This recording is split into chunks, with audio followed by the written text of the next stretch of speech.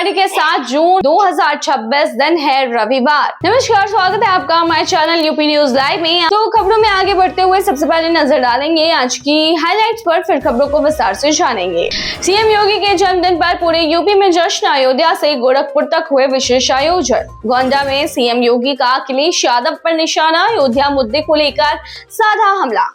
UP में encounter को लेकर फिर छिड़ी बहस, सामने आए आंकड़े। कमलेश बंद एनकाउंटर पर सियासत गर्म, विपक्ष ने योगी सरकार पर उठाए सवाल। देवरिया गोलीकांड में नया मोड़, ग्रामीणों ने लगाए हैं जमीन और रास्ते के विवाद के आरोप। चलिए अब खबरों को विस्तार से बताते हैं। सीएम योगी के जन्मदिन पर पूरे यूपी में जश्न, अयोध्या से गोरखपुर तक हुए विशेष आयोजन। उत्तर प्रदेश के मुख्यमंत्री योगी आदित्यनाथ के 54वें जन्मदिन पर प्रदेश भर में उत्सव का माहौल देखने को मिला है। अयोध्या, गोरखपुर और कई अन्य जिलों में उनके समर्थकों और भाजपा कार्यकर्ता ने पूजा पाठ, हवन भंडारे, रक्तदान शिविर और पौधारोपण जैसे कार्यक्रम आयोजित किए। गोरखनाथ मंदिर में विशेष धार्मिक अनुष्ठान किए गए, जबकि अयोध्या में भी मुख्यमंत्री के अच्छे स्वास्थ्य और दीर्घायु की कामना के लिए प्रार्थनाएं भी की गई। इस अवसर पर बड़ी संख्या में लोगों ने जानलेवा गतिविधियों में हिस्सा लिया और मुख्यमंत्री को जन्मदिन की शुभकामनाएं दी। प्रधानमंत्री नरेंद्र मोदी समेत कई वरिष्ठ नेताओं ने भी योगी आदित्यनाथ को जन्मदिन की बधाई देते हुए उनके नेतृत्व और कार्यों की सराहना की है। गोंडा में सीएम योगी का अखिलेश यादव पर निशाना, अयोध्या मुद्दे को लेकर साधा हमला। उत्तर प्रदेश के मुख्यमंत्री योगी आदित्यनाथ ने गोंडा में एक जनसभा को संबोधित करते हुए समाजवादी पार्टी प्रमुख अखिलेश यादव पर परोक्ष हमला बोला है। उन्होंने कहा है कि कुछ लोग अयोध्या के विकास और वहां हुए ऐतिहासिक राम नगरी आज दुनिया भर में अपनी नई पहचान बना रही है। मुख्यमंत्री ने कहा कि पहले अयोध्या की उपेक्षा की जाती थी, लेकिन अब वहां भव्य विकास कार्य हो रहे हैं और लाखों श्रद्धालु पहुंच रहे हैं। उन्होंने बिना नाम लिए विपक्ष पर तुष्टीकरण और विकास कार्यों में बाधा डालने की राजनीति करने का आरोप भी लगाया है तथा कहा कि जनता वैसे लोगों की सोच को अच्छी तरीके से समझ चुकी है। यूपी में एनकाउंटर को लेकर फिर छिड़ी बहस, सामने आए आंकड़े। उत्तर प्रदेश में हाल के एक एनकाउंटर के बाद राज्य की एनकाउंटर नीति को लेकर राजनीतिक बहस तेज हो गई है। विपक्ष जहां पुलिस मुठभेड़ों पर सवाल उठा रही है, वहीं योगी आदित्यनाथ सरकार इसे अपराध और माफिया के खिलाफ अपनी जीरो टॉलरेंस नीति का हिस्सा बता रही है। रिपोर्ट्स के मुताबिक 31 मार्च 2017 से 5 सितंबर 2024 तक राज्य में 207 अपराधी पुलिस मुठभेड़ों में मारे गए, जिनमें 138 हिंदू और 67 मुस्लिम शामिल थे। इसी अवधि में 20 ब्राह्मण, 18 ठाकुर, 16 यादव, 17 गुज्जर जाट समेत विभिन्न समुदाय के अपराधियों के एनकाउंटर दर्ज किए गए हैं। सरकार का दावा है कि सख्त पुलिस कार्रवाई और अपराधियों के खिलाफ अभियान के कारण हत्या, अपहरण, डकैती और अन्य गंभीर अपराधों में कमी आई है, जबकि विपक्ष इन आंकड़ों और एनकाउंटर की प्रक्रिया पर सवाल उठा रहा है। कमलेश बंद एनकाउंटर पर सियासत गर्म, विपक्ष ने योगी सरकार पर उठाए हैं सवाल। उत्तर प्रदेश में कमलेश बंद एनकाउंटर को लेकर सियासत तेज हो गई है। विपक्षी दलों ने इस मुठभेड़ पर सवाल उठाते हुए राज्य सरकार और पुलिस की कार्रवाई की निष्पक्ष जांच की मांग की है। विपक्ष का आरोप है कि मामले के कई पहलुओं पर अभी भी स्पष्टता नहीं है, इसलिए स्वतंत्र जांच कराई जानी चाहिए। वहीं सरकार और पुलिस का कहना है कि अपराधियों के खिलाफ कानून के तहत कार्रवाई की जा रही है और प्रदेश में अपराध नियंत्रण के लिए सख्त कदम उठाए जा रहे हैं। इस मुद्दे को लेकर राजनीतिक बयानबाजी लगातार बढ़ रही है और सत्ता पक्ष तथा विपक्ष आमने सामने इस दौरान नजर आ रहे हैं। देवरिया गोलीकांड में नया मोड़, ग्रामीणों ने लगाए हैं जमीन और रास्ते के विवाद के आरोप। उत्तर प्रदेश के देवरिया में चर्चित खान सर गोलीकांड मामले में स्थानीय लोगों की प्रक्रियाओं के बाद नया विवाद खड़ा हो गया है। ग्रामीणों का आरोप है कि घटना के पीछे पुरानी जमीन, नाली और रास्ते को लेकर चल रहा विवाद हो सकता है। गांव के लोगों का कहना है कि संबंधित पक्षों के बीच लंबे समय से तनाव की स्थिति बनी हुई है और कई बार इसको लेकर कहासुनी भी हुई थी। वहीं पुलिस पूरे मामले की जांच कर रही है और घटना के सभी पहलुओं को खंगालने में जुटी हुई है। अधिकारियों का कहना है कि जांच पूरी होने के बाद ही गोलीकांड की वास्तविक वजह स्पष्ट हो सकेगी। फिलहाल इलाके में स्थिति सामान्य है, लेकिन घटना घटना को लेकर लोगों के बीच चर्चा लगातार जारी है। आजमगढ़ में बड़ी पुलिस कार्रवाई, SP doctor Anil Kumar suspend, 13 पुलिसकर्मी निलंबित। उत्तर प्रदेश के आजमगढ़ में पुलिस विभाग में बड़ी कार्रवाई की गई है।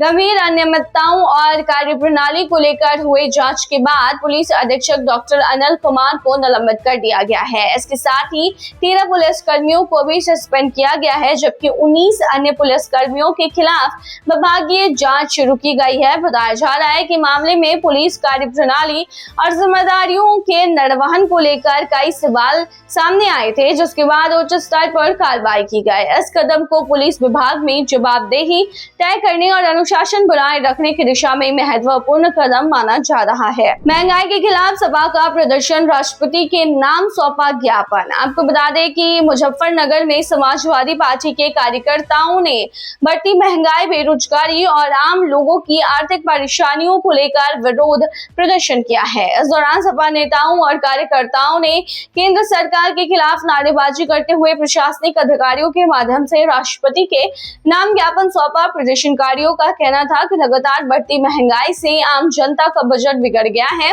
और रोजमर्रा की जरूरतों का सामान खरीदना भी मुश्किल होता जा रहा है। सपा नेताओं ने सरकार से महंगाई पर नियंत्रण करने और आम लोगों को राहत देने के लिए प्रभावी कदम उठाने की डिमांड भी की। आगरा में 237 अस्पताल बंद, फायर एनओसी के संचालित, सुरक्षा को लेकर बड़ी चिंता। आगरा में स्वास्थ्य सेवाओं की सुरक्षा व्यवस्था को लेकर बड़ा खुलासा सामने आया है। जानकारी के अनुसार जिले में 237 अस्पताल ऐसे हैं जो बिना फायर एनओसी यानी नो ऑब्जर्वेशन सर्टिफिकेट के संचालित हो रहे हैं। इससे मरीजों, उनके परिजनों और अस्पताल कर्मचारियों की सुरक्षा को लेकर गंभीर सवाल खड़े हो गए हैं। विशेषज्ञों का मानना है कि किसी भी आपात स्थिति, फिर आग लगने की घटना में पर्याप्त अग्निशमन व्यवस्था न होने से बड़ा हादसा हो सकता है।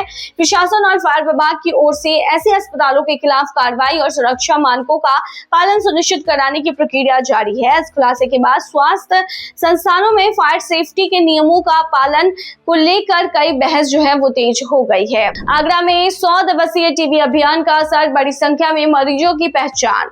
आगरा में चलाए गए 100 दिवसीय टीबी स्क्रीनिंग अभियान के दौरान बड़ी संख्या में क्षय रोग यानी कि टीबी के मरीजों की पहचान की गई है। स्वास्थ्य विभाग द्वारा घर घर सर्वे, जांच शिविर और जोखिम वाले समूहों की स्क्रीनिंग के माध्यम से संदिग्ध मरीजों की जांच की गई। अभियान का उद्देश्य टीबी रोगियों को शुरुआती चरण में चिन्हित कर समय पर उपचार उपलब्ध कराना था। अधिकारियों के अनुसार समय रहते मरीजों की पहचान होने से संक्रमण के प्रसार को रोकने और मरीजों को बेहतर इलाज देने में मदद मिलेगी। स्वास्थ्य विभाग ने लोगों से टीबी के लक्षण दिखाई देने पर तुरंत जांच कराने और उपचार पूरा करने की अपील भी की है। IITN बाबा मामले में नया दांव, मां ने कई बार समझाया लेकिन नहीं छोड़ा अपराध का रास्ता। आपको बता दें कि IITN बाबा जो है उनको लेकर बड़ी खबर सामने आई है। दरअसल मथुरा में चर्चित IITN बाबा मामले में एक नया खुलासा सामने आया है। स्वयंभू बाबा ने दावा किया है कि उसकी मां उसे बार बार गलत एक्टिविटीज और अपराध की दुनिया से दूर रहने की सलाह देती थी, लेकिन उसने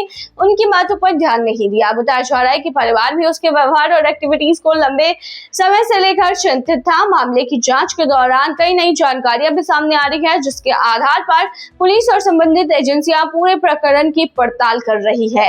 इस घटना ने एक बार फिर तथाकथित बाबाओं और उनके विवादित नेटवर्क को लेकर बहस छेड़ दी है। कानपुर के रेस्टोरेंट में खाने में मिला कीड़ा, उपभोक्ता आयोग ने लगाया 1 लाख रुपए का जुर्माना। बता दें, कानपुर में एक रेस्टोरेंट में परोसे गए भोजन में कीड़ा मिलने के मामले में उपभोक्ता आयोग ने सख्त रुख अपनाया है। शिकायतकर्ता ने आरोप लगाया था कि रेस्टोरेंट में परोसे गए खाने में कीड़ा मिलने से उसे मानसिक परेशानी और असुविधा का सामना करना पड़ा है।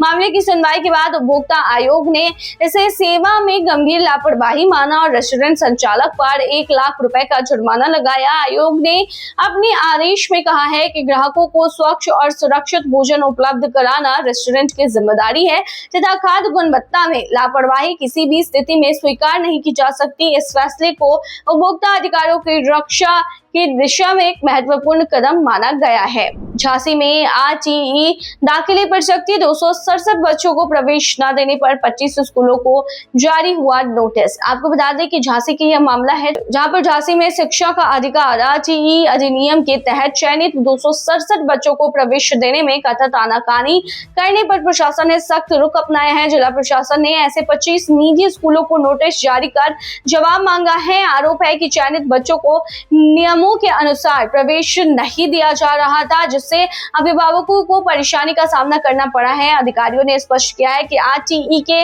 तहत पात्र बच्चों को प्रवेश देना स्कूलों की कानूनी जिम्मेदारी है। जो नियमों का पालन नहीं करेंगे उनके खिलाफ कार्रवाई की जाएगी। प्रशासन अब पूरे मामले की निगरानी कर रहा है ताकि सभी चयनित बच्चों को समय पर प्रवेश मिल सके। तो ये थी तमाम जानकारी। बने रहिए ऐसी तमाम खबरों के लिए हमारे चैनल पर।